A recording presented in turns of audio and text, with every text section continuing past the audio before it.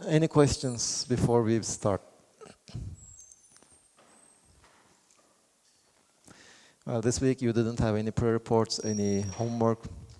It was for you to rest for a week. You will have them next week. Any questions?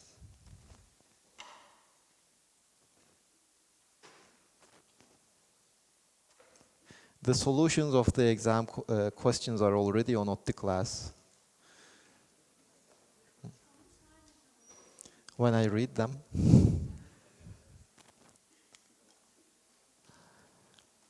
Well, don't worry. I am also I would like to finish them as soon as possible.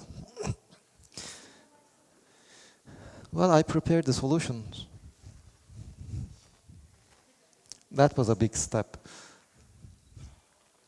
Okay, so if you remember last week before the exam, we were discussing the currents, we had the resistors, and we were discussing how the current moves in a resistor, what is the potential difference across a single resistor, and we were also discussing a bit about the batteries.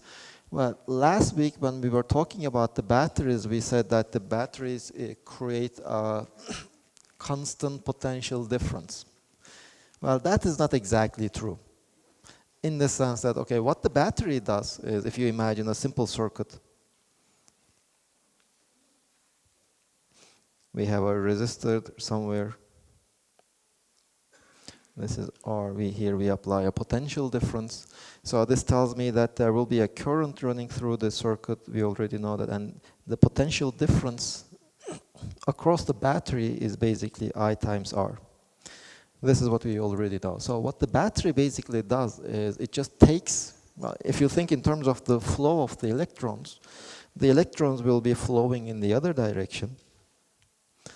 Now the battery just takes away an electron that has a low potential energy and gives an electron that has a high potential energy. Questions? So that's what the battery does. It just takes an electron with at low energy from one part. Now in this case, in the positive terminal of the battery, it will take an electron which has a low potential energy from the circuit and give out an electron that has a high potential energy.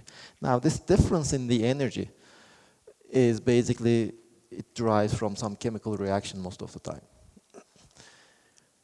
And, well, of course, as it does this, I mean, we have these chemical reactions, we have these electrodes. I mean, the electron still, once it is acquired by the terminals of the battery, it has to move through the terminals. It has to move through our battery, which itself has a resistance. So most of the time, we will model the battery as two parts. We have a source that gives energy to our system. And then we have another region that has some resistance, already takes away some of that energy.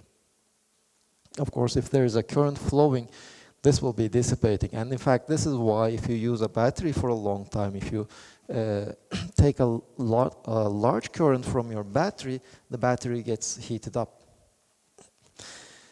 So this is our small resistance. And the energy that the battery provides without this, the effect of this internal resistance is what we call the EMF. Now this epsilon is EMF, or electromotive force,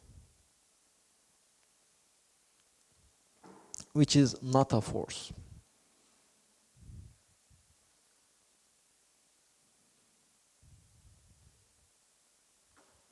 Its just name is force due to historical reasons, but nevertheless it is not a force, so we will be using this EMF. So whenever we are talking about a battery, we usually mean a source of EMF which just gives energy to our circuit, and there is also some internal resistance over there. Now this whole thing is our battery.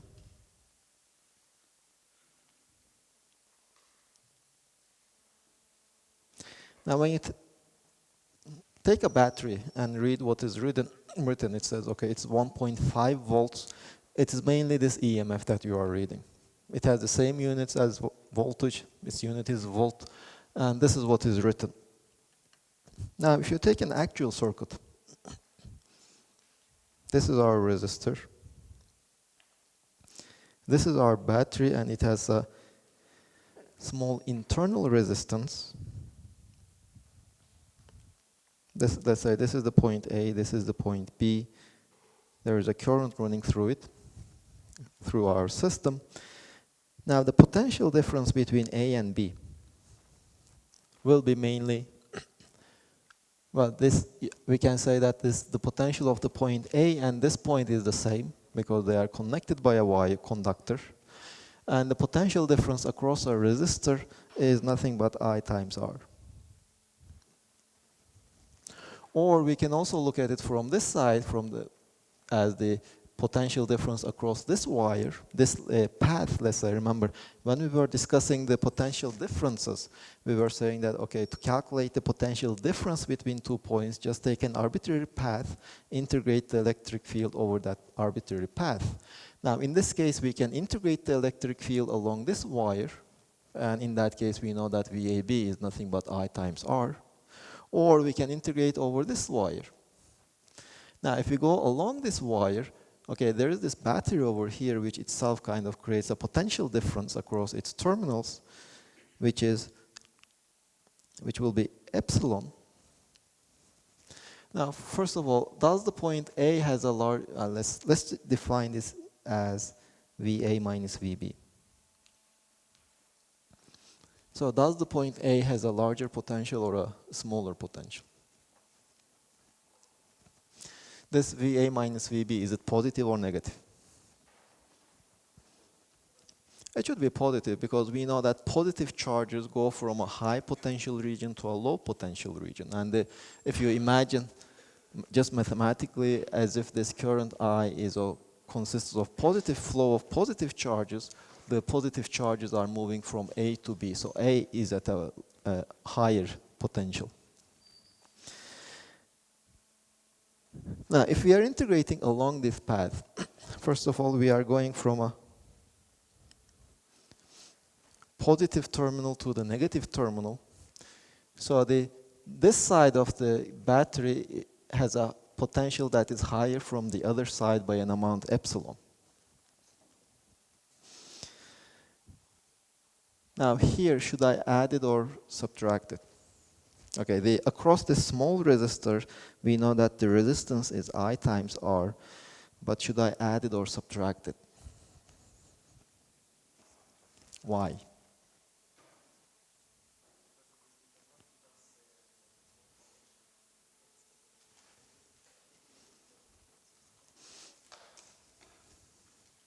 Well, you see here, we added it. It is like we don't have any batteries, so 0 plus the current times the resistance that we are going over. And now you are saying that in this case we have to subtract it. This one. Well, let's just divide it into parts. Let's say call this point our point C. Now VA minus VB will be also VA minus VC plus VC minus VB. Now let's see, VA and, well, this point is C. Now VA minus VC is positive epsilon. That is what this battery does. So VC minus VB, is it positive or negative? So that's now the question. Why?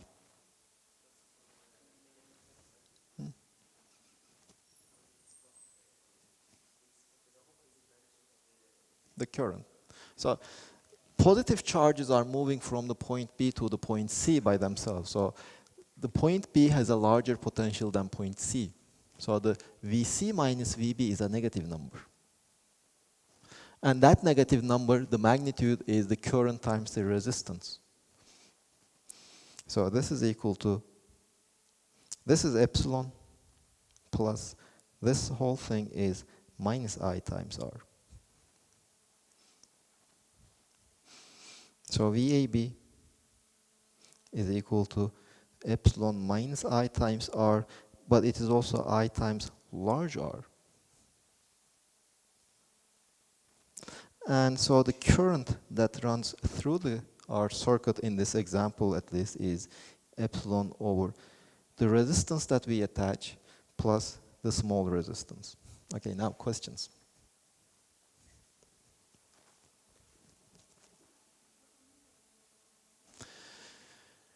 Now, what can you say about VC minus VB? Do you agree that it has to be negative? VC has a lower potential than VB?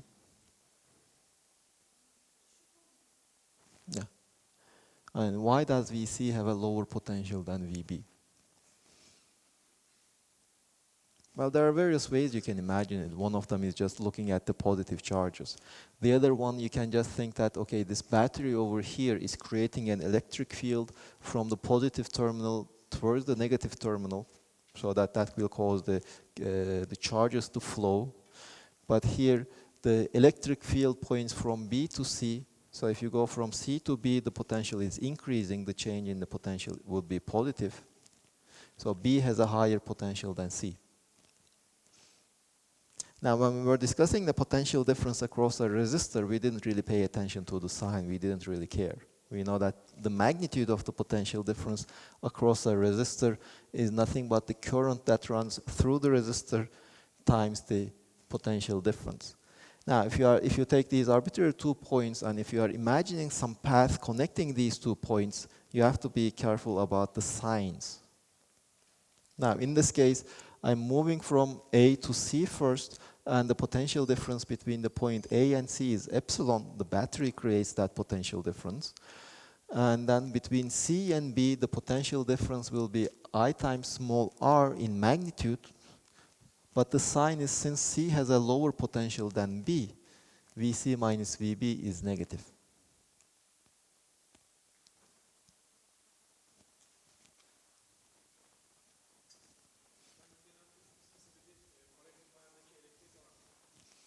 Yes. The charges feel the force of the electric field. They don't feel any contact forces. There's no contact.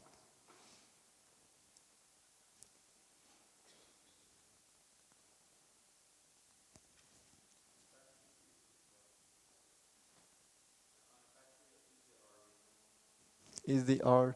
Most of the time, no. But you can determine it.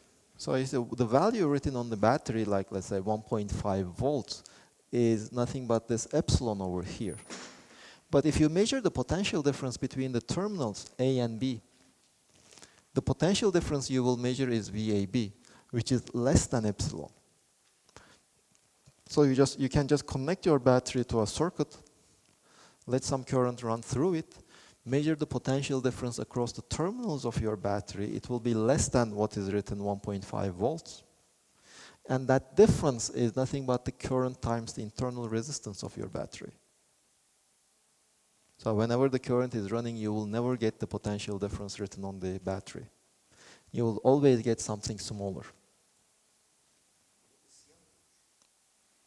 Well, depends. I mean, as the current is running through your battery, so basically they are going across a potential difference of I times R, the work done, if you just let a total of Q charges pass through it, will be Q times I times R, let's say delta W. If this work done, this charges passes across your resistor in a time delta t, it will be delta Q divided by delta t times I times R. This is equal to, this is nothing but I squared times R. No. This is the power dissipated by the battery, by the resistor. Now, what happens to that resistor depends on your resistor. For example, when we are talking about resistors here, a light bulb is a resistor. It has some resistance. Now, what does it do with this dissipated power? Well, some of it converts into heat, some of it into light. It's still a resistor for us.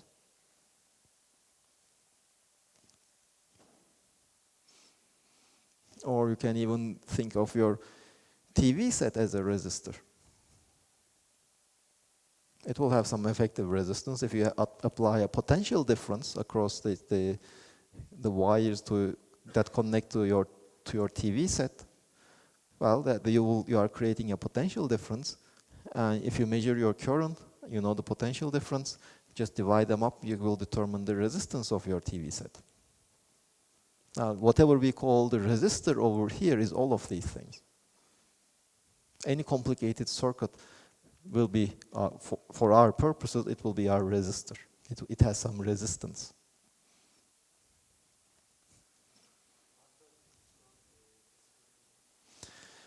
Well, it is the energy given to the charges by the battery. Energy given to a unit charge.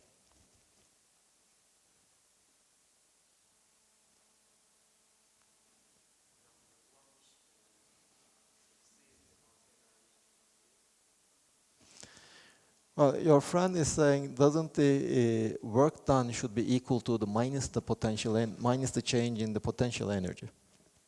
Any replies?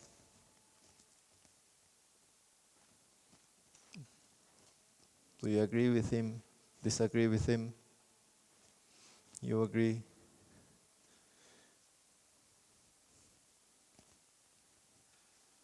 What is the unit of potential?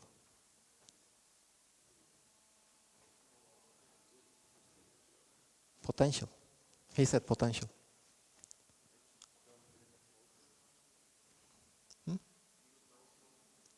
Joule per coulomb, that's the unit of potential. The potential energy is joules. Now, the potential and potential energy are different things. Okay, so if you miss that difference, you miss one of the true-false questions. The potential and potential energy are different. Now, the potential energy stored in a system, let's say, is equal to the work done on the system. Or the potential energy stored in a system is minus the work done by the force that is creating that potential energy. But this is potential energy, not the potential. Potential is the potential energy per unit charge. That's the difference. So the work done is not equal to the potential difference. It is, well, this is the potential difference multiplied by the charge, how many charges pass through it. Because the potential difference is the work done per unit charge. There's an important difference between potential and potential energy. No, he said potential. Okay, if you said potential energy, then you did it correct. This is the change in the potential energy. It is equal to the work. But you see, here again, we are not paying attention to the signs. Okay, this is the work done by the resistor itself. So it is the energy lost in a sense by our system, by our battery. It is lost. It's no longer in our system. So if you want to talk about the work done by our system, then this is positive. If you want to talk about the work done on our system, then you should put a negative over here, because this work is not done on our system, but it is gone away.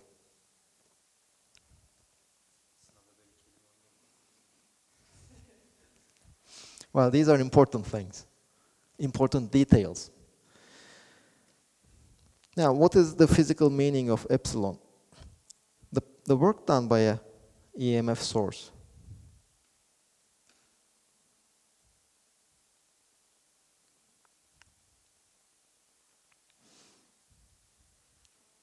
It is epsilon times delta Q. So EMF, what does EMF mean? It is mainly the work done by the battery as 1 unit of charge passes through the battery, ignoring the resistance. You can calculate the power of the battery.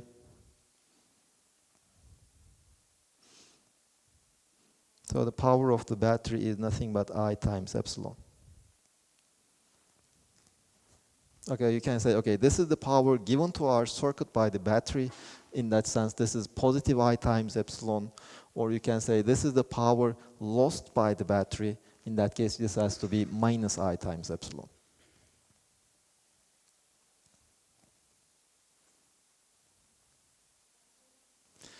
Now, this is the, you see, this is what we say the power of the battery, in the sense that it is I times epsilon, because this is the energy given to our circuit by the battery. Not the energy, this is the power given to the circuit by the battery. So if our battery works for some time, delta T, it will give positive energy to our circuit. It will lose positive energy. The change of the energy of our battery will be negative. The change in the energy of our circuit will be positive.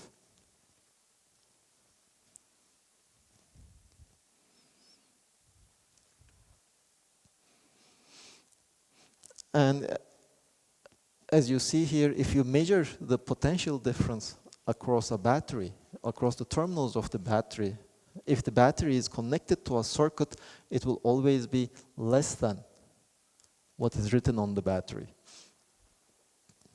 And what is written on the battery is nothing but the potential difference across the battery in the absence of any current running through it.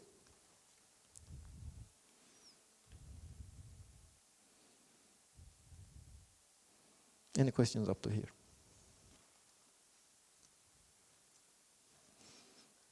Okay, so now let's look at connecting resistors.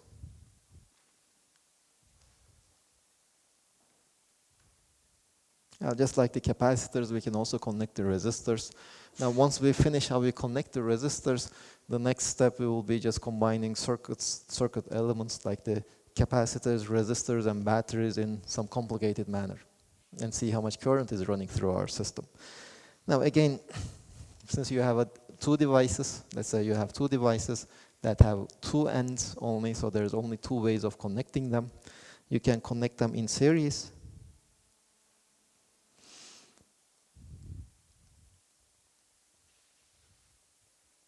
Now, series connection is when all the device elements are carrying the same current. So you have a current that runs through one resistor, then the same current runs through the second resistor, and the third resistor, etc.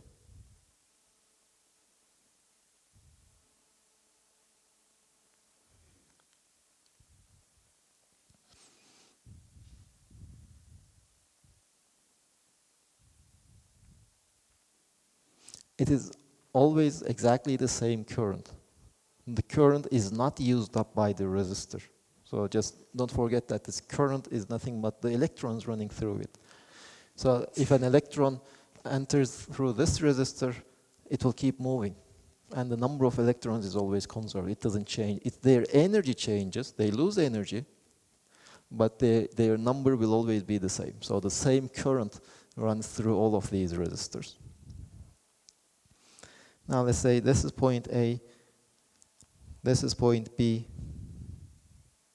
VA minus VB. Let's just call it V.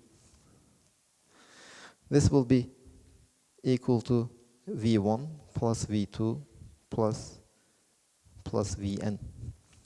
Now, why? We just imagine a path. To calculate this V, we just take a path that connects A and B. We just run along the path. So the potential difference between A and B is nothing but the potential difference across R1 plus the potential difference across R2, etc. We just sum everything up. And this sum, we know that this sum over here is nothing but I times R1. This is the potential difference across resistor 1 because I is the current that runs through resistor 1, plus I times R2 plus etc. I times Rn. This is I times R1 plus R2 plus I times Rn. No, there's no I. So this whole system as a whole just behaves like one resistance. So the equivalent resistance, we can just replace all these resistors by a single one. that has the resistance equal to the sum of these resistors.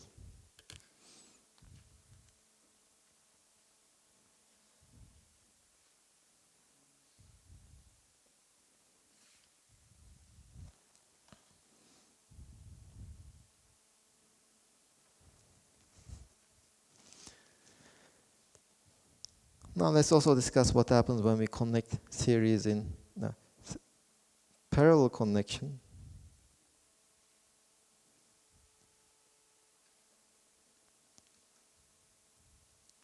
Now if you have many resistors that are connected in parallel, it just means that all of these resistors carry a different current.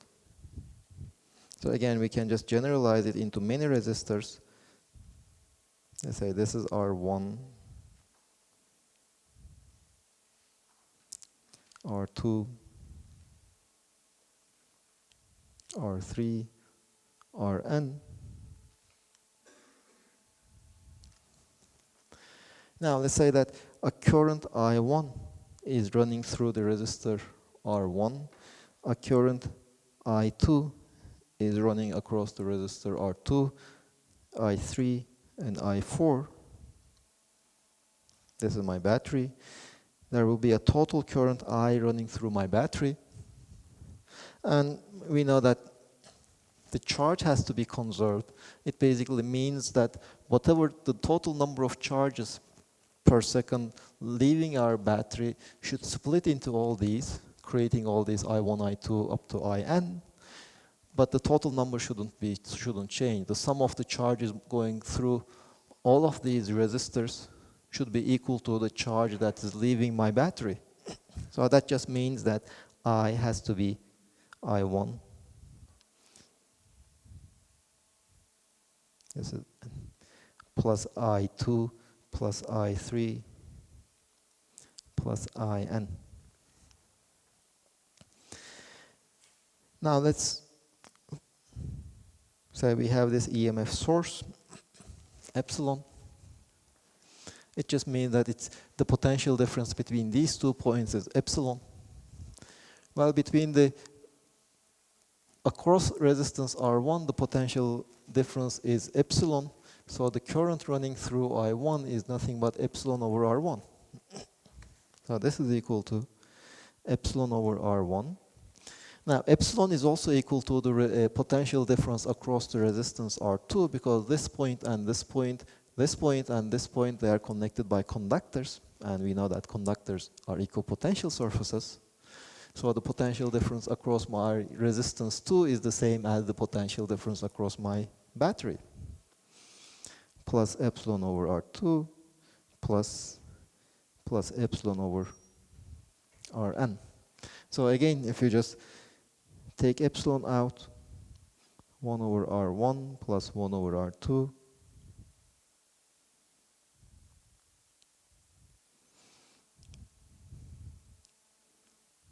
So this is the total current running through my system, but we can also write this as epsilon over some equivalent resistance.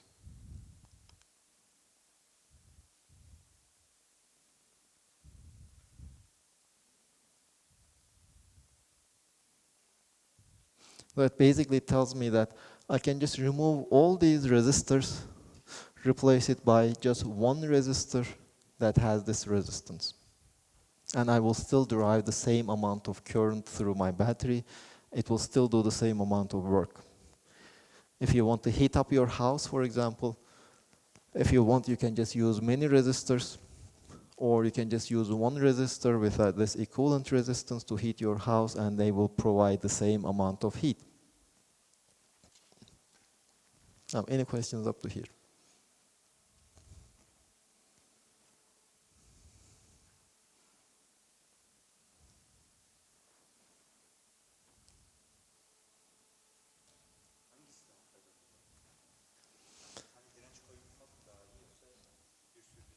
Depends on for what?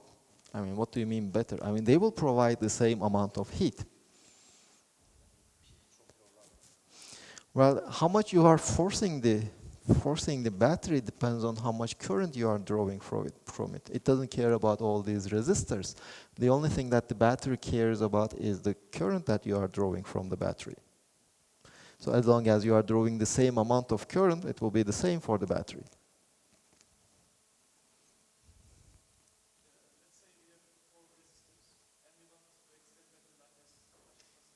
You want to extend? Okay. Now the battery life will depend on the current. As long as you are drawing the same amount of current, it will make absolutely no difference for the battery. No. Life of the resistor, it depends on your resistor. No. Now, of course, it will depend on how much heat one resistor draws or how much heat it can bear. Depends on the material also.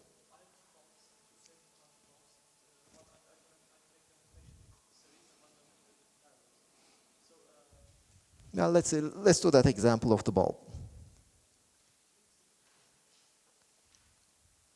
Let's see, suppose that you went to an electronic shop and bought 2 bulbs.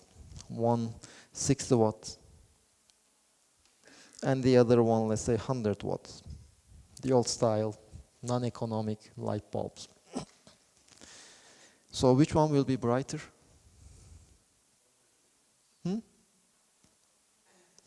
100 watts will be more brighter, or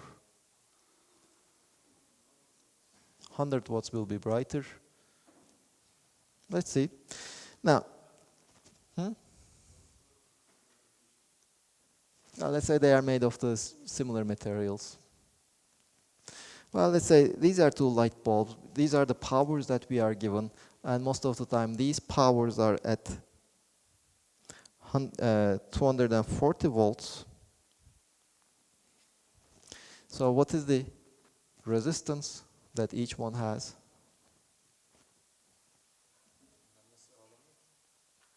No, I'm not connecting this anything. Now, first of all, what does the 60 watt mean? It is labeled as 60 watts. Now, the meaning of that 60 watts is that if you connect it to the city electricity, which is at 240 volts, this will be its power.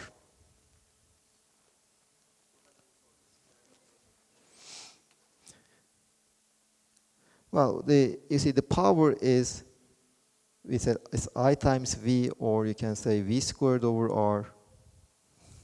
So we know V, or from here you can say the resistance is V squared over the power. Now for the resistance of the 60 watt, this is 240 volts divided by 60 watts. Now this is squared. And for 100 watt lamp, the resistance is 240 volt squared divided by 100 watts. So which one has a larger resistance?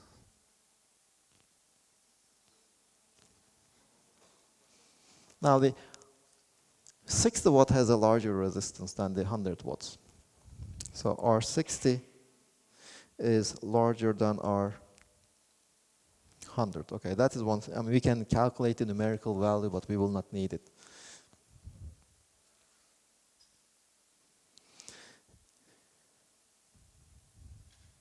So now let's just suppose we take our EMF source, connect one of these light bulbs, and then the other one.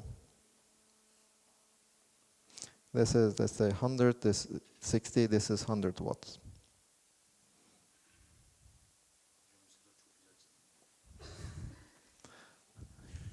So which one will be brighter?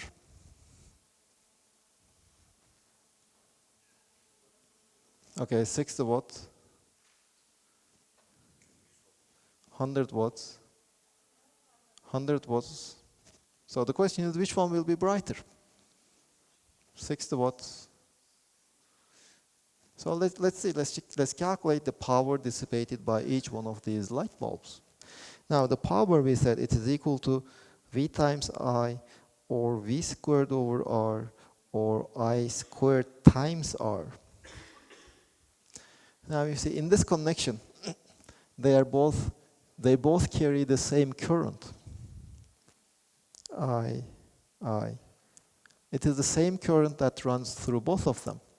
They are not subject to the same potential difference. The potential difference across each one of these resistors will be different.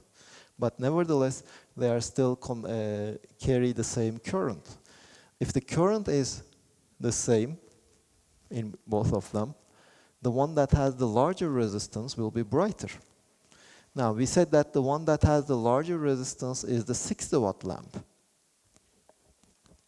So our 60, power of the 60 will be larger than the power of the 100-watt lamp.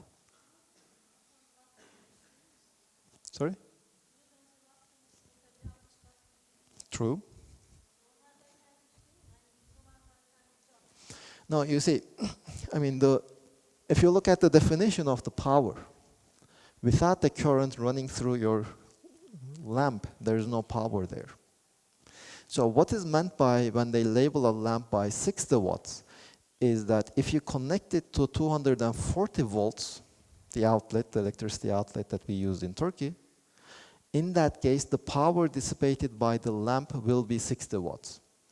That is the meaning of the label of 60 watts of the lamp. If you connect it to 240 volts, it will be 60 watts. And from that information, we could deduce their resistance. They are essentially resistors. One is the 60-watt lamp has a larger resistance than the 100-watt lamp. Okay. Let's just imagine that I have a lamp over here which is 60 watts. What is the power of this lamp now in my hand? It's 0. There's no power because there's no current running through it. So what does the 60 watt mean? Okay, on the label it said it is 60 watts, but what does that mean? Okay, so it just means that if you take your lamp, connect it to a light bulb, which is 240 volts, then the lamp will dissipate 60 watts of power. If connected to 240 volts. So that is basically this power. If V is 240, its resistance is such that V squared over R is 60 watts.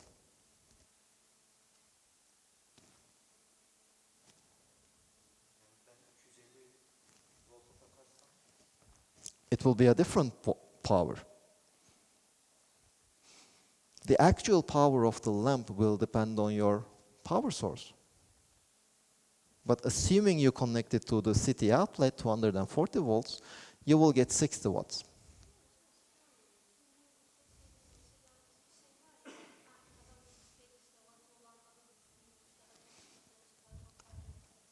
Because it is all assumed that they are all connected to the same potential difference.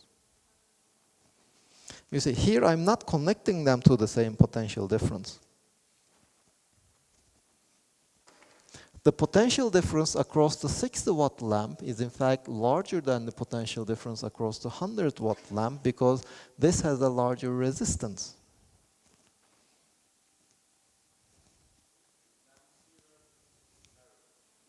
Yes. Let's see what happens when we connect them in parallel. I mean, if they are connected in series, the 60-watt lamp will definitely be brighter. Let's connect them in series now, in parallel now.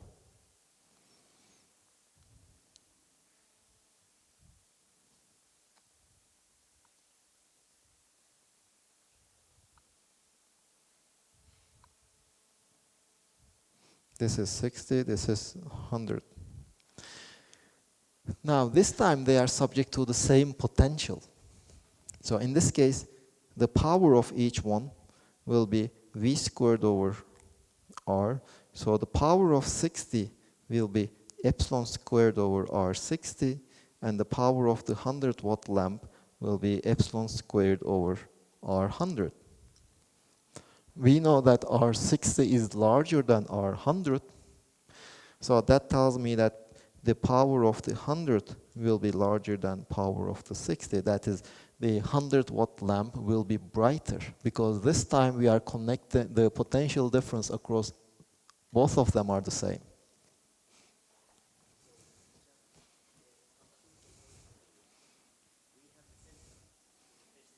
In the first case, okay.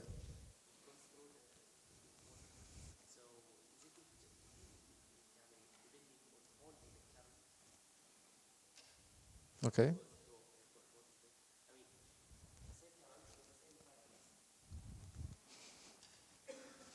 Well, you see, the brightness depends on various things. It's the same current running through it.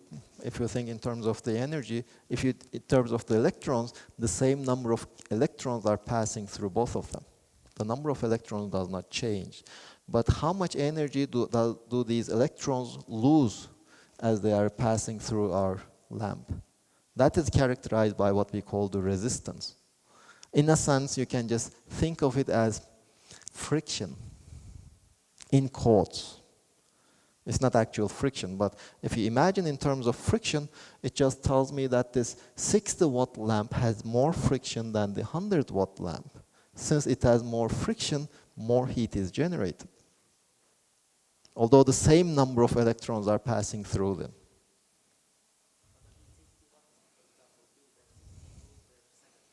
Yes. If you are connect them to 240 volts. If you connect them to 240 volts.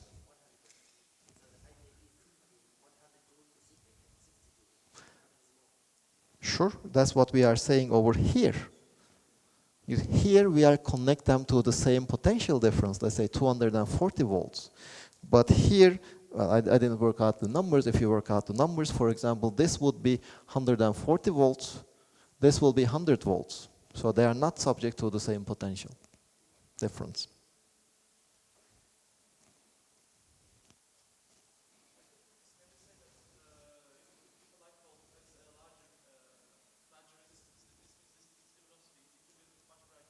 No. You see, luminosity depends on two things. The resistance of the light source and the current that you pass through it, or the potential difference you apply through it. It depends on both of these parameters, not just a single one. Okay, in everyday life, we are used to the fact that when you go to a market and buy a lamp, the lamp with a larger larger power will be brighter. We are all used to that, because the lamps that we use are always connected to the same potential difference.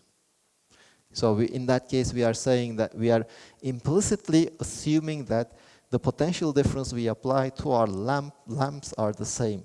So if they are the same, the only variation is the resistance of the lamp. But actually, there are two parameters that you can change.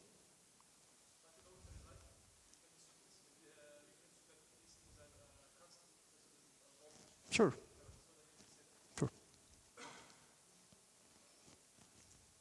Other questions?